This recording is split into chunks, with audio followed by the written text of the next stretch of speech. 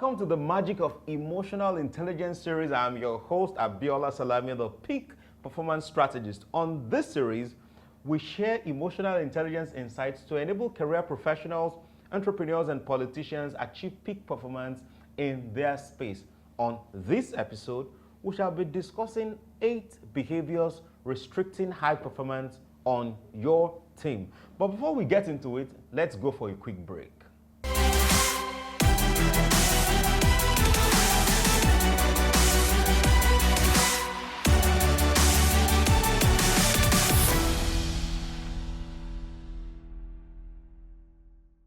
Many times, owing to a poor level of self-awareness, you don't think you can be the clog in the wheel of your team's high performance.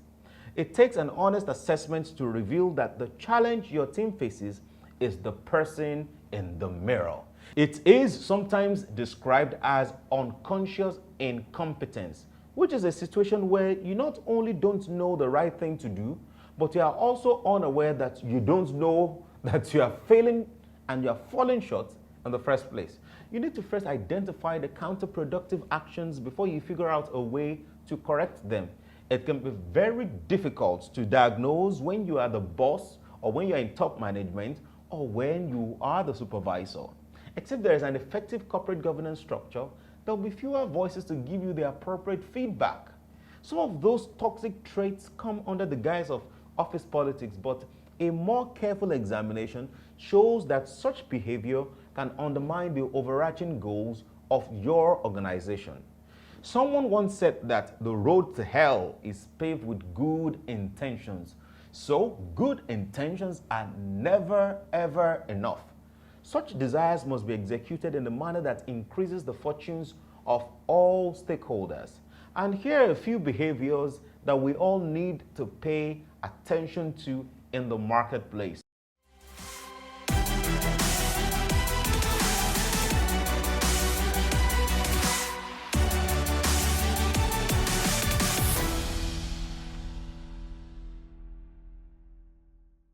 Number 1 is diversion. One sign that you are restricting high performance is your blatant refusal to accept responsibility for your actions or inactions. It is when you use your position to circumvent due process and gaslight people when they demand accountability. In whatever role you play in the workplace, you are a leader. Your team looks up to you. If by commission or omission, you are involved in unacceptable behavior and there is an inquiry into the matter, where you are culpable, promptly own up to your faults. By feigning ignorance or deflecting from the core issue, you sow the seeds of impunity, which is completely antagonistic to corporate governance. Once accountability is tossed out of the window, it makes a mockery of an organization's incentive structure. Your team now believes that the reward for good behavior is not guaranteed, and then the punishment for bad behavior can be dodged. That is the recipe for disaster anywhere, and in this case of an organization, it's a recipe for unproductivity.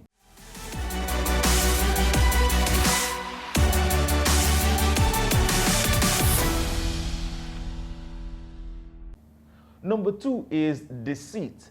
This happens when you are fully aware of your intentions, your actions and inactions, but you devise means to cover your tracks. This type of behavior is nothing but sabotage of the greater good of the team for selfish personal gains. When you withhold critical information that can be useful to your team, it means you either don't believe in your team, you don't believe in your organization, or you don't believe in your organization's ability to reward you for your efforts. You must always toe the path of full disclosure as much as is required. Your team is counting on your submission to make decisions that have far-reaching consequences. You cannot let them down. For example, when you overstate a contract, you make the organization use extra resources. Those resources should be used for maybe another project or for something else. When you ask your employees to put in extra hours with a false promise to pay them for overtime, you dampen their spirits when such promises are not fulfilled, and low motivation naturally leads to low productivity.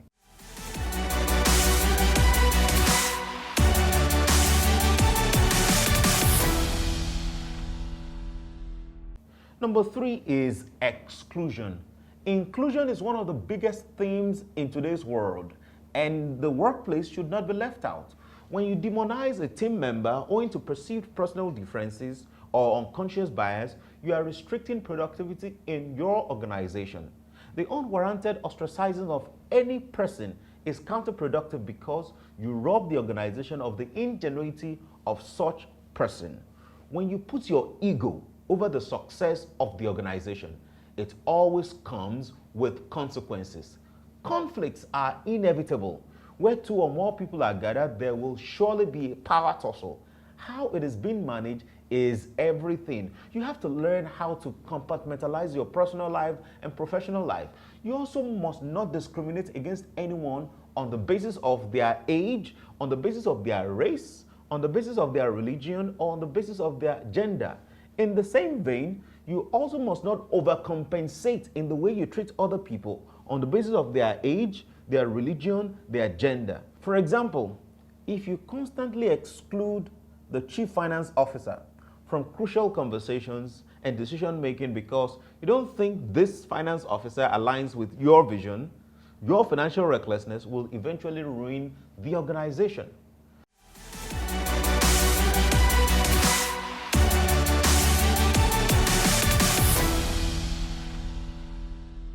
Number 4, intimidation. Coercion and creativity don't mix. They don't cohabit. You cannot bully your team members and expect them to perform at anywhere near their top capacity when they are perpetually in the grip of fear. Fear-mongering is not a strategy that should be used in any workplace. It places a mental barricade in the heads of your team because they are not confident in themselves to stretch their abilities and go the full 9 yards. Such team members begin operating in survival mode. They put more effort in trying to keep their jobs than in developing more innovative solutions. A typical example, when you constantly threaten to sack a team member, whether or not the person is culpable, you cast a dark cloud over the organization. Wielding the big stick does have its benefits, I agree, but when deployed excessively, it cripples creativity and kills morale. A reign of terror breaks the spirit of your team members. It introduces uncertainty because team members can divide their attention between their primary assignments and other activities because they want to have something to fall back on in the event that things go south as you have threatened.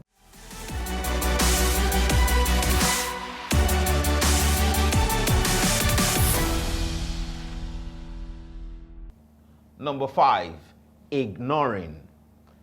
You see, as a leader, it is important you know that every team member matters.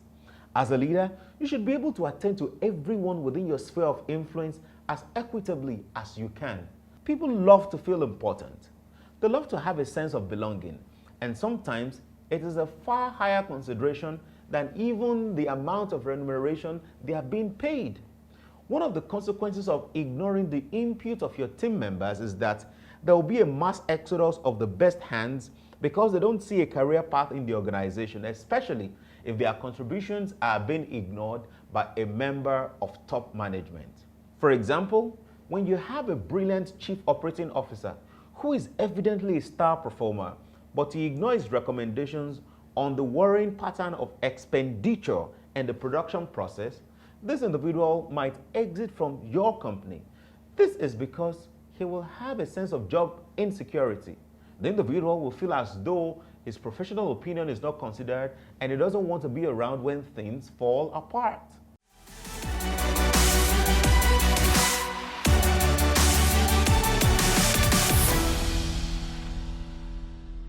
Number 6 is rationalization.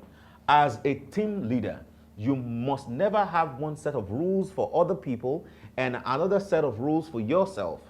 You must be willing to hold yourself to the same standards that has been set for everyone else.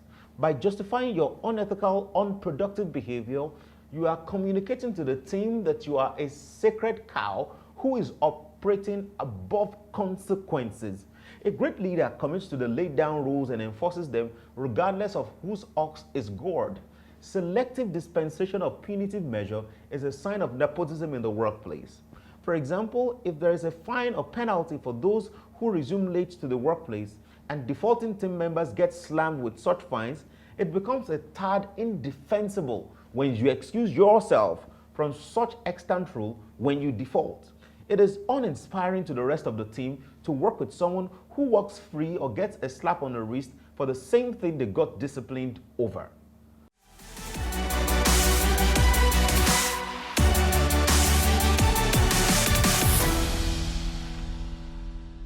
Number 7, shame and guilt. Scapegoating a team member is one chronic behavior of leaders that restrict high performance in their teams. There is absolutely nothing out of place about making sure that people are held accountable for their actions and inactions, but nobody should be made to constantly carry the can. Teamwork means that everybody has input in the quest to achieve desirable outcomes. There would be times where they get it right and other times they will miss the mark. What you must not do is kill the spirit of your team by singling out one or more persons for blame. For example, a team member who has been tongue-lashed in front of everyone for not handling the project well will slowly recoil and become risk-averse. That individual will unconsciously adopt the maxim, better safe than sorry. Great leaders criticize privately and they praise publicly, not the other way around.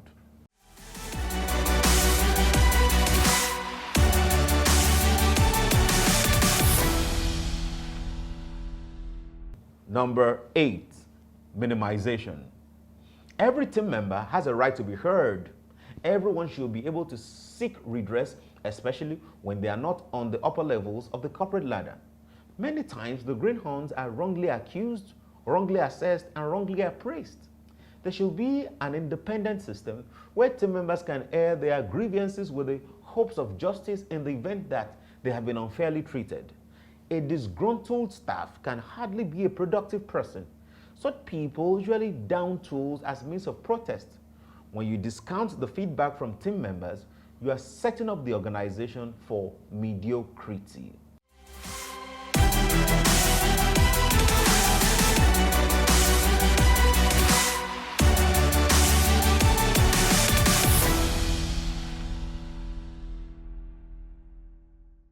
Thank you for joining us, and we hope you obtained the insights from this episode.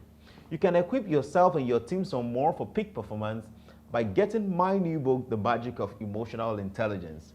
Visit our website to get your copies. You can also follow me at Abiola Champ on all social media platforms. For coaching, training, speaking, and collaboration inquiries, please send us an email to hello@abiolachamp.com. Until I see you on the next episode, keep rocking your world like a champion.